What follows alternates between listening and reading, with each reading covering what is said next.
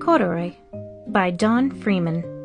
Corduroy is a bear who once lived in a toy department of a big store. Day after day, he waited with all the other animals and dolls for somebody to come along and take him home. The store was always filled with shoppers buying all sorts of things, but no one ever seemed to want a small bear in green overalls. Then one morning, a little girl stopped and looked straight into Corduroy's bright eyes. "Oh, Mommy," she said, "look! There's the very bear I've always wanted." "Not today, dear." Her mother sighed. "I've spent too much already. Besides, he doesn't look new. He's lost a button to one of his shoulder straps." Corduroy watched them sadly as they walked away. "I didn't know I lost a button," he said to himself. "Tonight I'll go and see if I can find it." Late that evening, when all the shoppers had gone and the doors were shut and locked, Corduroy climbed carefully down from his shelf and began searching everywhere on the floor for his lost button. Suddenly he felt the floor moving under him. Quite by accident, he had stepped onto the escalator, and up he went. "Could this be a mountain?" he wondered. "I think I've always wanted to climb a mountain."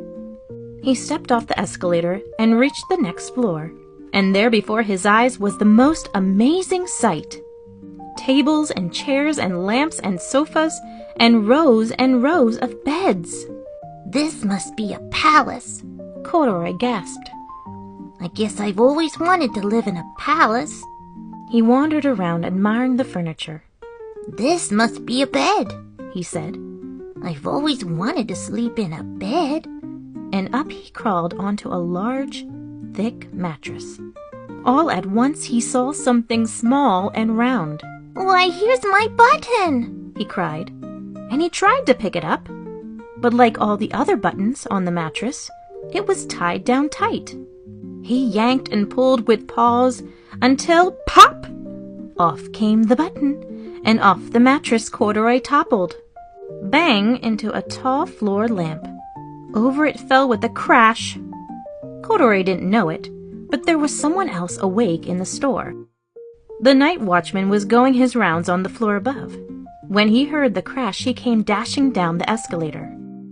"Now who in the world did that?" he exclaimed. "Somebody must be hiding around here." He flashed his light under and over sofas and beds until he came to the biggest bed of all. And there he saw 2 fuzzy brown ears sticking up from under the covers. "Hello," he said. "How did you get upstairs?"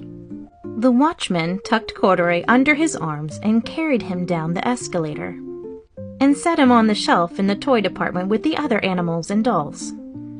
Corduroy was just waking up when the first customer came into the store in the morning, and there, looking at him with a wide, warm smile, was the same little girl he'd seen only the day before.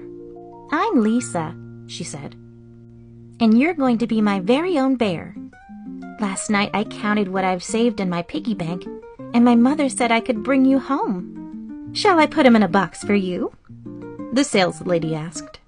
"Oh, no, thank you," Lisa answered, and she carried Corduroy home in her arms. She ran all the way up 4 flights of stairs into her family's apartment and straight into her own room. Corduroy blinked. There was a chair and a chest of drawers, and alongside a girl-sized bed stood a little bed just the right size for him. The room was small, nothing like that enormous palace in the department store. "This must be a home," he said. "I know I've always wanted a home." Lisa sat down with Corduroy on her lap and began to sew a button on his overalls. "I like you the way you are," she said, "but you'll be more comfortable with your shoulder strap fastened." "You must be a friend," said Corduroy. "I've always wanted a friend." "Me too," said Lisa, and gave him a big hug.